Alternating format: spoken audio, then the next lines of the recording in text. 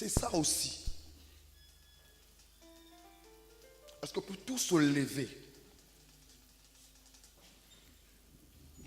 on est tellement habitué à manger, quand les heures de manger arrivent, parfois, bon, on est fatigué, on pense, on aussi là, faire un peu vider, on n'y peut pas nous damer. Regarde, je te dis une chose. Il ne faut pas seulement donner de l'avantage à la chair. Cette semaine, je crois que je suis allé, j'étais allé assister un ami d'enfance qui avait perdu son papa. On est allé à la morgue. On l'a accompagné jusqu'à sa dernière demeure. Et c'est là où je me suis rendu compte, cette chair-là, elle nous impose beaucoup de choses. La chair-là, elle est chère pour rien. Mais lorsque j'ai vu à la morgue, lorsque j'ai vu ce monsieur-là, qui était un monsieur important dans cette nation, mais qu'on a enterré, c'est-à-dire, c'est comme, à la rigueur, on l'a un peu jeté, et puis on est parti. Personne n'est resté même 3 heures du temps encore à côté de lui au cimetière lorsqu'on l'a mis dans sa dernière demeure. Donnons aussi de l'avantage à notre esprit. Parce que l'esprit ne meurt pas. L'âme ne meurt pas. Alléluia. Donc s'il faut se gaver de la louange, s'il faut se gaver de l'adoration du Seigneur, s'il faut se gaver de la prière pour donner de l'avantage à l'esprit, il faut le faire. Tu te soucies trop de croissant. Surtout que ces jours-ci on ne déjeune plus. Gâteau à la mandarine, on les a manqués au trop. Alléluia. Donnons de l'avantage à l'esprit et à l'âme. Amen.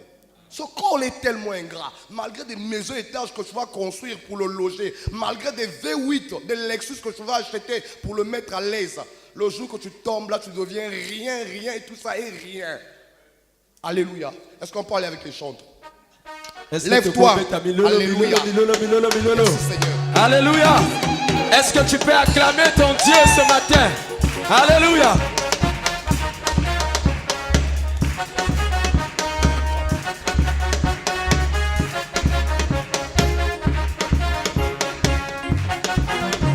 Yokobunda molo gibonyo, esengelo bunda. Yokobunda molo gibonyo, esengelo bunda. Yokobunda molo gibonyo, esengelo bunda. Yokobunda molo gibonyo, esengelo bunda.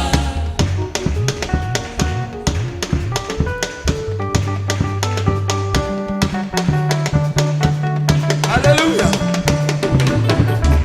Yokobunda molo gibonyo, esengelo bunda. Yokobunda molo gibonyo, esengelo bunda. Yokobunda molo gibonyo, esengelo bunda. Yokobunda molo gibonyo, esengelo bunda. Yokobunda molo gibonyo, esengelo bunda. Yokobunda molo gibonyo, esengelo bunda. Alléluia. Etumba o ezama kasi. Alléluia. Etumba oyo ezali makasi esengelo bunda. Yamona komona ezi esengelo bunda. Ya esengelo bunda. Yokobunda molo gibonyo, esengelo bunda. Etumba oyo ezali ya molimo esengelo bunda. Yokobunda molo gibonyo, esengelo bunda. Esengelo bunda, yokobunda molo gibonyo, esengelo bunda. Yokobunda molo gibonyo, esengelo bunda. Yokobunda molo gibonyo, esengelo bunda. Esengelo bunda, yokobunda molo gibonyo, esengelo bunda. Betayata mololo esengelo bunda.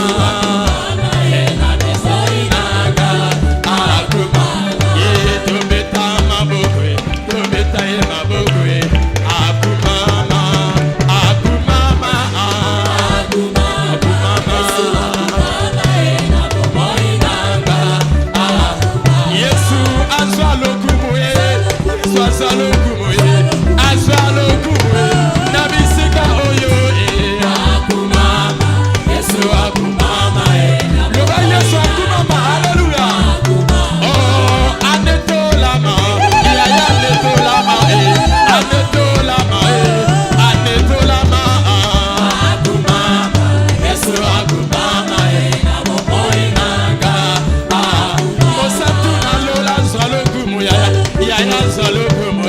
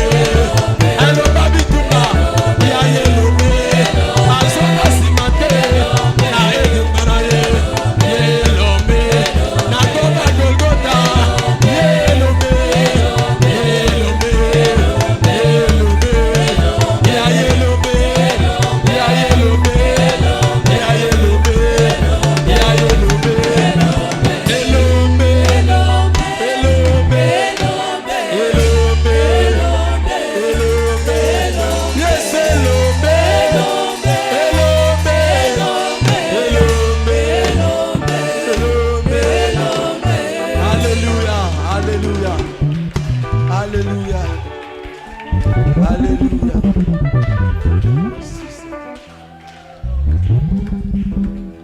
Amen. Merci les chantres. Alléluia.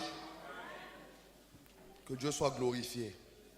Voilà. C'est comme je disais que l'oncle africain, c'est vraiment le son chaud. C'est vraiment le que nous sommes. Amen. C'est ça une église de réveil. On doit être parfois sensible lorsqu'on regarde l'atmosphère de la salle.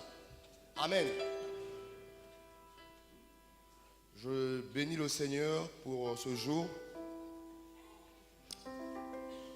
Je dis merci encore pour le collège des pasteurs et des anciens qui m'ont encore donné cette opportunité de vous parler cet après-midi-là.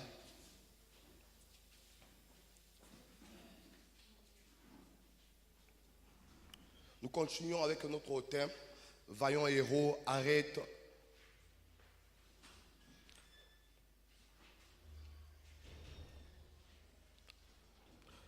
Notre sous-thème de cet après-midi-là. En fait, le thème général de notre temps, de nos 21 jours de jeûne et prière, c'est réveille-toi, toi qui dors, et Christ t'éclairera. Alléluia.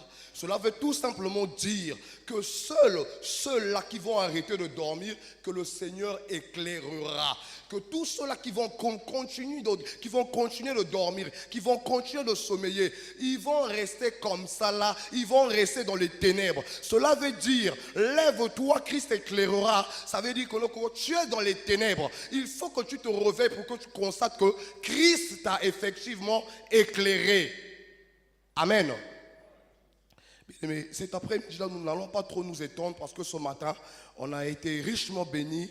Le Seigneur nous a parlé abondamment et je pense que en tout ce qui a été dit ici, ce matin-là, chacun de nous s'est retrouvé. Mais notre sous-thème que nous allons développer cet après-midi, vaillant héros, arrête de battre le froment, mais détruis les Madianites. Amen. Est-ce qu'on peut nous balancer le texte?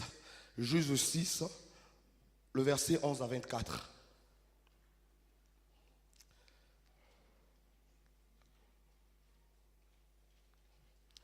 Amen. On va lire. Puis vint l'ange de l'Éternel, et il s'assit sous le térébinthe d'Ophra, qui appartenait à Joas de la famille d'Abiézer.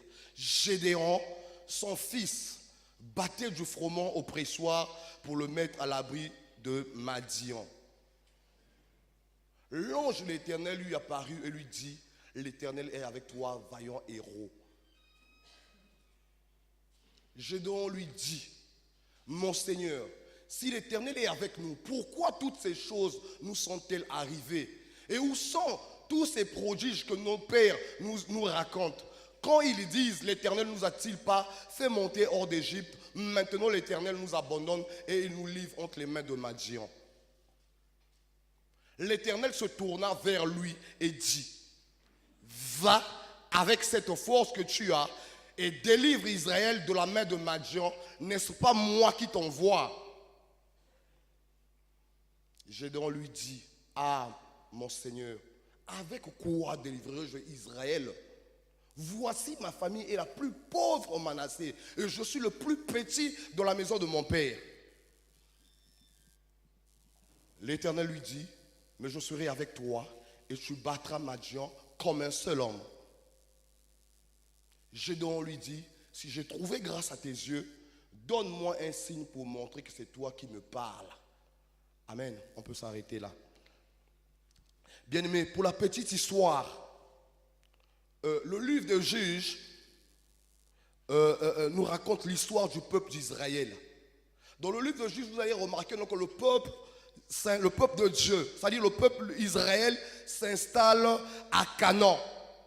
Ce pays qui coule le lait et le miel, ce pays que le Seigneur avait promis à Moïse, mais qui finalement a été totalement conquis par Josué.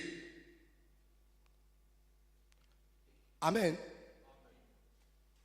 Et le peuple de Dieu le peuple d'Israël avait élu domicile à Canaan, ce pays où coulait le lait et le miel. Et à Canaan, ce peuple qui était nomade était devenu sédentaire et agricole. Ce peuple commençait à cultiver la terre pour vivre. Ce peuple commençait à pratiquer l'agriculture pour vivre. Mais seulement, quelque chose avait irrité le Seigneur. Lorsqu'ils avaient commencé à pratiquer l'agriculture, ce peuple imitait ce que les Madjanites faisaient. C'est-à-dire ces pays ou ces tribus qui environnaient le peuple d'Israël. Les Madjanites, quand ils cultivaient la terre, toute leur récolte était dévouée au dieu Baal, ce dieu de la nature. Pour eux, c'était Baal qui faisait des miracles. Donc cette terre-là appartient au Seigneur. Et les enfants d'Israël se sont mis à imiter les pratiques des Madjanites. Alors que le Seigneur, au sortir de l'Égypte, leur avait donné des recommandations. L'Éternel leur avait dit certaines choses s'ils voulaient continuer de marcher avec lui. Mais le peuple de Dieu avait finalement désobéi en imitant toutes les pratiques des Madjanites. C'est-à-dire ces pratiques sataniques qui consistaient à offrir les récoltes à leur Dieu Baal. Amen. Et cela, cette attitude-là avait vraiment irrité, avait vraiment choqué le Seigneur. Et si bien que Dieu leur avait tourné le dos.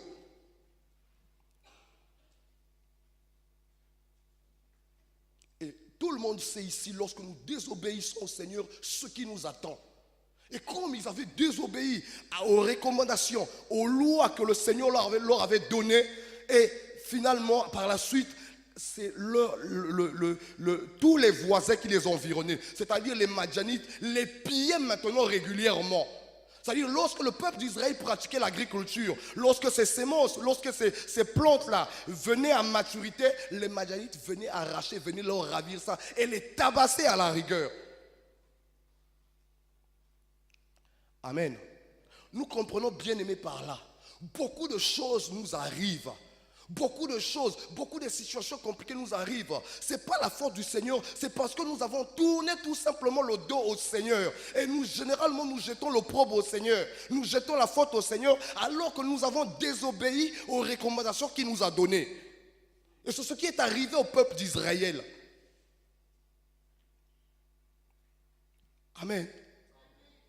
Ils étaient devenus sédentaires. C'est-à-dire, c'était un peuple nomade. Lorsque Dieu leur avait promis, là où coulait le lait et le miel, ils allaient de ville en ville, de pays en pays. Mais lorsqu'ils sont arrivés à Canaan, ils étaient sédentaires. C'est-à-dire, ils ne bougeaient presque plus. Et donc, ils devaient pratiquer l'agriculture. Ils ont oublié que ce Seigneur-là qui leur avait sorti de l'Égypte était capable de bénir ce sol-là ou cette terre-là pour que ce sol-là leur donne des bons fruits. Ils ont commencé à imiter les tribus, les pratiques des Madjanites, ces pratiques sataniques. Au lieu d'offrir leur récolte au Seigneur, au lieu d'être reconnaissants au Seigneur qui les avait délivrés de la main de Pharaon de l'Égypte, non, ils ont commencé à faire exactement comme faisaient les Madjanites. Alléluia. Et nous, le peuple de Dieu, nous sommes champions en cela. Surtout les chrétiens sont facilement influençables. Lorsqu'il y a une situation qui dépasse notre entendement, lorsqu'il y a une situation à laquelle nous n'arrivons pas à trouver des solutions, mais lorsque les gens viennent nous proposer des choses, on est prêt à aller chez les Mbikoudji.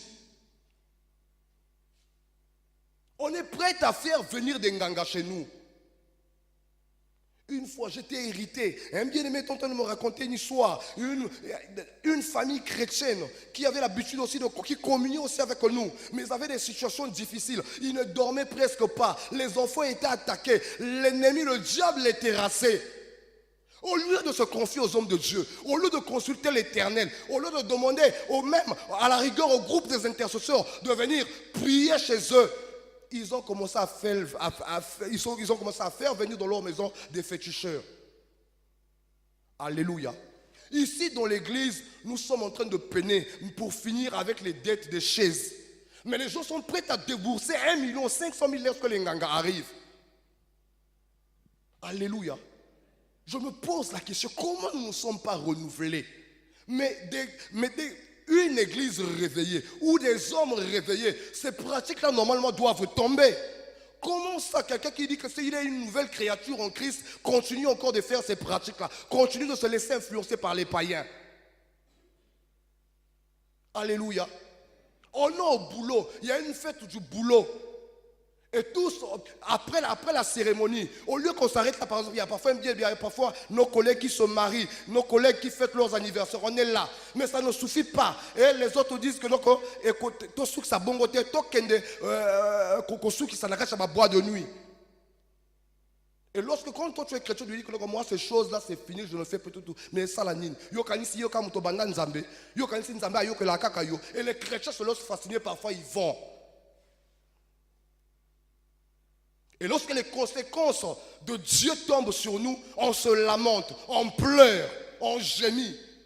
Et c'est ce qui est arrivé au peuple d'Israël. Les Madianites commençaient à les frapper. Dès qu'ils cultivaient quelque chose, les Madianites venaient pour piller. Amen.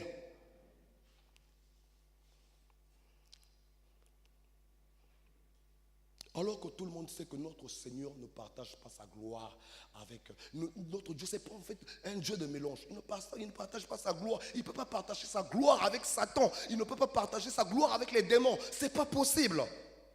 Mais nous nous vexons facilement dans les mélanges. Alléluia.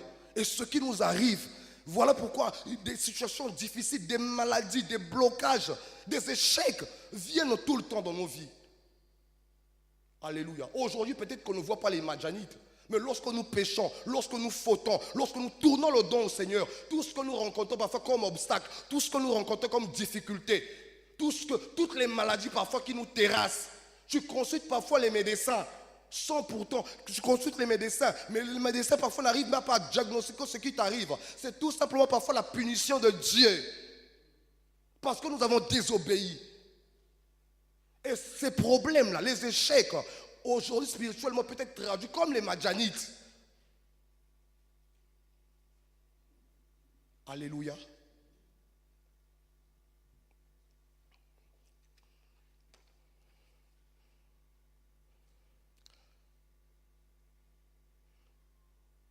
Bien-aimé, ce peuple souffrait tellement. Ce peuple souffrait tellement. De sorte que même ce qu'ils avaient, toutes leurs provisions, lorsque les Madianites apprenaient qu'ils avaient des provisions, qu'ils étaient en période de récolte, ils venaient, ils saccageaient tout. Et tellement qu'ils souffraient, c'est quand même le peuple de Dieu. Le Seigneur a commencé à être choqué. Ça commence à faire mal au Seigneur. Alléluia. Et la Bible nous dit ceci. Est-ce qu'on peut lire... On peut lire Juge 14, Juge 6, verset 13 plutôt. Non, allez un peu plus haut, s'il te plaît. Voilà, exactement c'est ça. Comme le peuple de Dieu souffrait tellement, le peuple de Dieu commençait à traverser des moments difficiles. Ils étaient devenus à la limite des mendiants parce qu'ils n'avaient pas de provisions. Ils n'avaient rien pour survivre. La Bible dit que l'ange de l'Éternel lui apparut et lui dit. L'ange de l'Éternel apparut à qui? À Gédéon. Parce que lorsque Dieu veut intervenir, Dieu ce n'est pas un Dieu de masse. Lorsque Dieu veut intervenir dans une nation, dans une localité, dans une famille, généralement le Seigneur s'intéresse à une personne. Et c'est à cette personne-là d'influencer les autres. C'est à cette personne-là de parler aux autres. C'est à cette personne-là de réveiller les autres. Amen. Et la Bible nous dit que l'ange de l'Éternel lui apparut. L'ange de l'Éternel bien-aimé. J'aimerais rappeler aux lecteurs bibliques, aux lecteurs de la Bible, que l'ange de l'Éternel n'est rien autre que Jésus-Christ. Amen. Avant son incarnation. Dans l'ancienne alliance, dans l'ancien temps, l'ange de Jésus-Christ nous apparaissait comme un ange. Alléluia. Et finalement, Jésus-Christ a vu la souffrance du peuple d'Israël. Il a décidé de choisir quelqu'un, de choisir Gédéon, d'attirer Gédéon, d'apparaître à Gédéon. Écoute maintenant la conversation. L'ange de l'Éternel, non, s'il te plaît, ne va pas trop vite. L'ange de l'Éternel lui apparut. L'ange de l'Éternel apparut à qui? À Gédéon. Et lui dit, L'Éternel est avec toi, vaillant héros. Gédéon lui dit, ah mon Seigneur, si l'Éternel est avec moi, toutes ces choses nous sont-elles arrivées? Pourquoi toutes ces choses nous sont-elles arrivées? Amen. Gédéon ne savait pas que le salut de sa nation, le salut de sa tribu devait passer par lui. Si bien qu'il ignorait qu'il était un héros. Lui croyait qu'il était zéro. Il croyait qu'il n'était rien. Mais Dieu voyait en lui un héros. C'est comme tel que tu es assis là. Beaucoup de gens dans ta famille sont allés jouer au ballon. D'autres ont dormi dans les boîtes de nuit. Et jusqu'à maintenant, ils sont en train de dormir. Mais toi, tu es venu à l'église. Toi, tu es là devant sa présence. Tu as sacrifié même une bonne partie de ton week-end pour être devant la face de Dieu. Mais ne décourage même pas parce que tu es le héros de ta famille. C'est toi que Dieu a choisi pour libérer ta famille, pour délivrer ta famille, pour sortir ta famille des situations difficiles. Voilà pourquoi ne te plains pas. Même lorsque dans ta famille, les gens te prennent pour un yéza, les gens te prennent pour un moins que rien. Continue à jeûner, continue à prier, continue à interroger le Seigneur, continue à demeurer dans la présence de Dieu. Alléluia. Les gens ne t'acclameront pas toujours. Les gens ne te feront pas toujours des cadeaux. Les gens vont continuer à te mépriser. Alléluia. Et dans nos familles, parfois, certains arrogants osent même nous dire, regarde-moi les aliénés là. Donc nous qui prions, nous qui sommes adeptes de Jésus-Christ, nous devenons des aliénés. Alors qu'il fait le sens contraire, l'aliéné c'est lui. Amen. Parce que au contraire, lorsque tu es sous domination du diable, lorsque tu es sous domination, lorsque ta vie n'est dirigée que par Satan, ta vie n'est dirigée que par le diable, sache-le que quand tu vas de déshonneur en déshonneur. Mais lorsque le Seigneur contrôle totalement ta vie, tu es honoré. Alléluia. Et Gédéon, il s'ignorait. Gédéon ne savait pas qu'il était héros. Gédéon ne savait pas qu'il était un vaillant héros. Alléluia. Gédéon lui dit, ah mon Seigneur, si l'Éternel est avec nous, pourquoi toutes ces choses nous sont-elles arrivées? Écoutez, Dieu évite même la confrontation. Gédéon pose la question au Seigneur, pourquoi nous subissons des situations difficiles? Pourquoi les Madianites nous dénigrent? Pourquoi les Madianites nous battent tout le temps? Il a oublié que ses aïeux et que ses parents avaient désobéi aux recommandations du Seigneur. Il a oublié que ses aïeux avaient péché contre le Seigneur. Et voilà pourquoi ces choses arrivaient, ces malheurs s'abattaient tout le temps dans sa tribu, tout le temps dans sa nation. Et c'est ce qui nous arrive, bien-aimés. Lorsque nous fautons, lorsque nous péchons, si ça ne marche plus dans nos vies, nous nous interrogeons plus. Qu'est-ce qui arrive? Nous jetons l'opprobre au Seigneur. Nous accusons le Seigneur. Le peuple de Dieu est champion d'accuser le Seigneur. Le peuple de Dieu est champion de jeter l'opprobre sur le Seigneur. Ils oublient souvent leurs fautes. Je m'interroge comme vous, pourquoi Gédéon n'avait pas demandé à ses parents pourquoi tant de défaites, pourquoi des situations difficiles? Et si ses parents étaient francs, je pense que on devait lui relater l'histoire.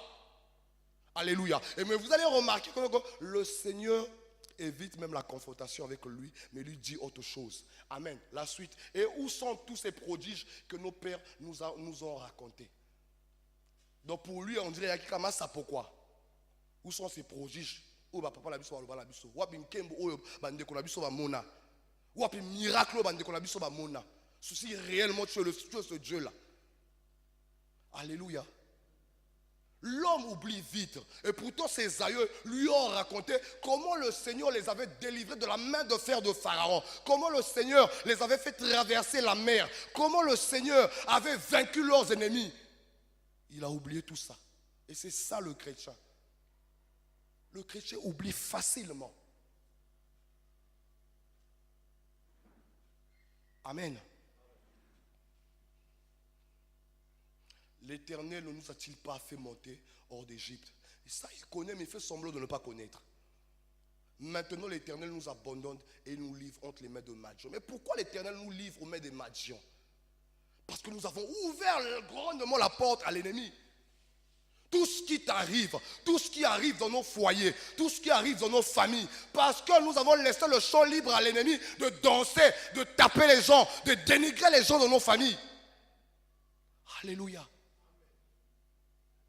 Pourquoi tant de malheur, bien-aimé? Je m'insurge souvent, parfois je suis scandalisé. Intercesseur en pleine retraite. Alléluia. Après, il a zongi le sous la retraite na baninga. Alléluia. Chante. Aouti ko gumba melanzambe. Ayebi ko dimanche nako yembela nzambe. Na lui chante principal. Mais il a passé toute la nuit avec sa copine et son copain. Et vous voulez voir la gloire, nous voulons voir la gloire de Dieu.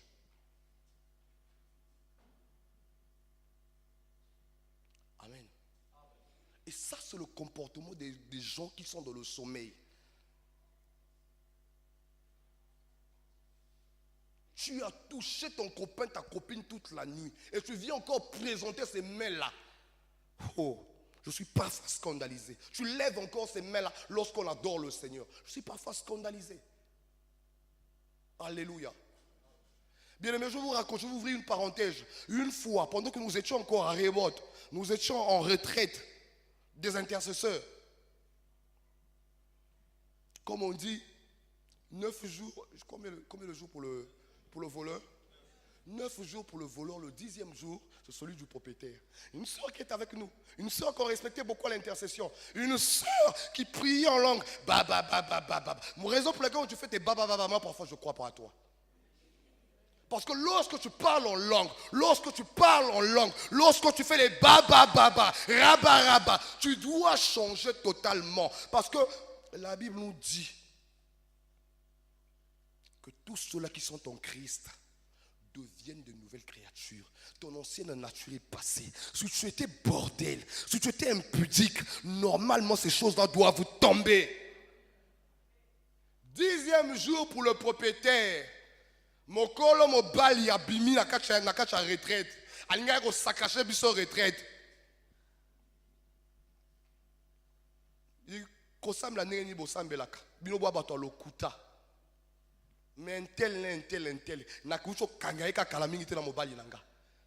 Na se renseigner à lobi nanga asambelaka na église asa na kacha retraite. Et ali un tel yewana na simbie tala même manzaka ba achenga. Seigneur, on va être réveillé comme ça là. On va être réveillé comme ça là. Alléluia. Et aujourd'hui, lorsque tu rencontres cette sœur-là, en tout cas, sa vie n'a pas changé. En tout cas, elle n'a pas émergé. Pendant que les autres se sont mariés, pendant que les autres ont eu des boulots bien, mais elle n'a pas évolué, mais elle accuse le Seigneur, elle jette l'opprobre du Seigneur. Fais attention, lorsque tu as tourné le dos au Seigneur, lorsque tu as fauté devant Dieu, la seule chose qui te reste à faire, c'est de te repentir sincèrement, c'est de t'humilier devant la présence du Seigneur. Dieu aime les pécheurs, mais il n'aime pas le péché. Si tu décides de manière volontaire, tu ouvres ton cœur, tu jettes l'opprobre devant le Seigneur, tu déposes ton fardeau devant le Seigneur, il va te délivrer, il va te laver, il va te pardonner. Amen. Au lieu de se repentir, elle a oublié que, voilà, Biso peut-être on a depuis 2000. 2012 tant il y a comme nous parfois on faisait pas attention, on caressait l'autre arcan dans nos camps. Vous savez que le peuple de Dieu a subi beaucoup de défaites à cause du péché d'arcan. Prophète baleka sakolayo, prophète baloba, parole de connaissance et bima ponayo. Mais au moins, c'est parce que tu as Arcon à tes côtés. Parce que tu entretiens, tu engraisses Arcon à tes côtés. Amen. Et comme nous avons moto à Bolingo, ayo que lui soit quand même mawa. Amen.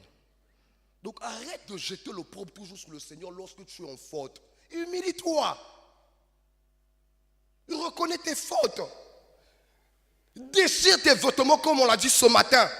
Déchire ton cœur. Reconnais tes faiblesses.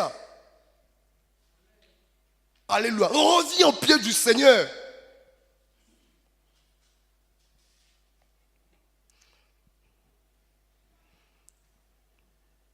Alléluia. On peut revenir au texte, s'il te plaît. Aïe, aïe, aïe.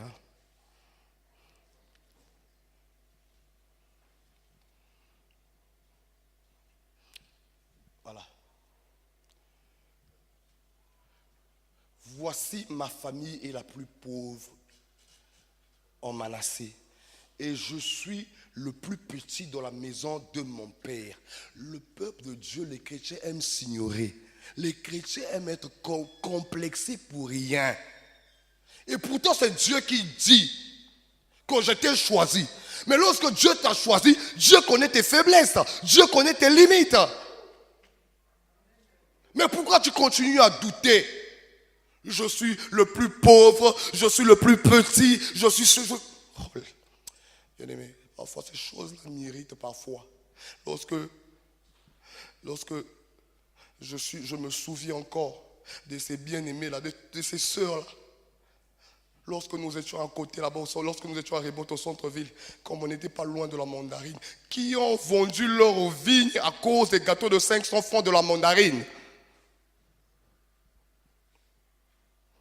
Pendant que les autres ont fait 7 ans, 10 ans de chasteté. Le chrétien se complexe facilement. Ça, c'est le complexe d'infériorité. Ma famille est la plus pauvre. Je suis le plus petit. Je suis le moins important. Ces postes ne sont pas destinés aux chrétiens. Ces postes, c'est pour les francs-maçons. Mais vous faites les mêmes études que les francs-maçons. Eh, dites-moi, est-ce qu'il y a une école qui forme les présidents de la République ou bien les ministres? Il n'y en a pas. Donc toi aussi, tu peux devenir ministre, tu peux devenir président de la République. Les chrétiens, c'est bizarre. Nous devons avoir une mentalité de fer. Nous devons avoir normalement une mentalité de supériorité. Mais on est toujours complexé. À cause du complexe, les païens blaguent avec toi. À cause du complexe, ta vigne est sabotée par n'importe qui. Alléluia. Dieu connaît nos limites. Il connaît nos faiblesses. Il connaît que ta famille est pauvre. Mais lui, son regard s'est porté sur toi. Le Seigneur sait que tu es pauvre. Le Seigneur sait que tu es faible. Alléluia. Le Seigneur connaît là où tu peux arriver. La suite, s'il te plaît.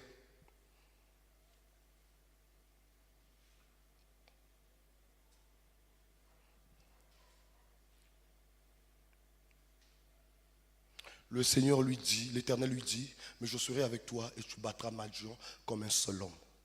Alléluia. Lorsque Dieu t'appelle, lorsque Dieu te parle, lorsque tu consultes le Seigneur, compte tout simplement sur lui parce que Dieu, il va te donner les armes.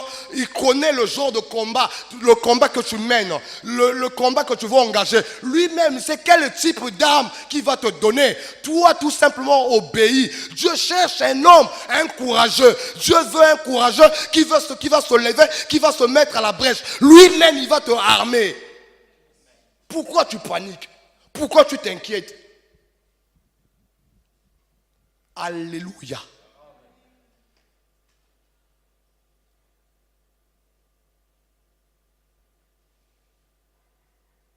Pour chaque combat, le Seigneur connaît comment tu dois te positionner, comment tu dois te placer.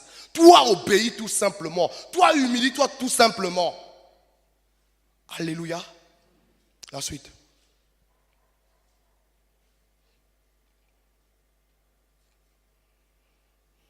Si j'ai trouvé grâce à ces yeux, donne-moi un signe pour montrer que c'est toi qui me parles. Ah. Mais Dieu n'est pas un fiston pour mentir ni pour se repentir. Lorsqu'il t'a dit, lève-toi, tu vas délivrer ton peuple, lève-toi, je t'engage au combat. Lève-toi tout simplement. Et toi, tu demandes encore un signe. Est-ce que Dieu est menteur? Dieu ne ment jamais. Lorsque son regard est porté sur toi, sache-le donc qu'il va donner la provision nécessaire, le matériel nécessaire, les stratégies qu'il faut pour terrasser l'ennemi, pour combattre l'ennemi. Pourquoi tu paniques? Amen.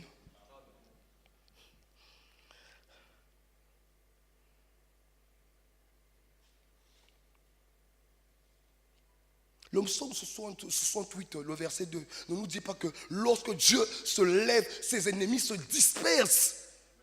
Lorsque Dieu t'a choisi pour que tu t'engages dans le combat, pour que tu mènes la bataille. Et parfois tu ne dois même pas combattre. Mais dès que tu vas te lever, dès que tu seras en face de tes ennemis, ils vont se disperser, ils vont fuir devant toi. Toi, humilie-toi tout simplement devant le Seigneur. Consulte tout simplement le Seigneur.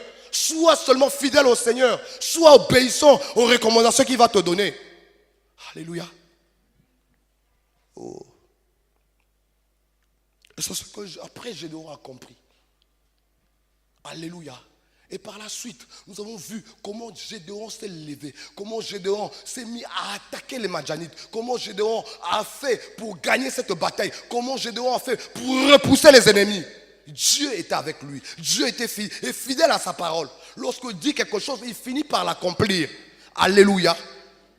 Il suffit tout simplement de te mettre dans la logique de Dieu. Rentre tout lorsque Dieu te parle, lorsque Dieu t'interpelle, rentre tout simplement dans la logique du Seigneur. Rentre tout simplement dans la logique du Saint-Esprit. Tu vas être victorieux. Amen. Bien, mais pour terminer, le Seigneur dit au prophète Jérémie, je te connaissais avant que tu sois dans le ventre de ta mère. Tel que tu es là, non. Dieu ne nous a pas créés pour n'importe quoi. Tel que tu es là, Dieu a un plan merveilleux pour toi. Tel que tu es là, Dieu t'a créé pour quelque chose. Tel que tu es là, Dieu t'a amené dans sa maison pour que tu sois le Moïse, le Josué de ta famille. Crois tout simplement. Alléluia.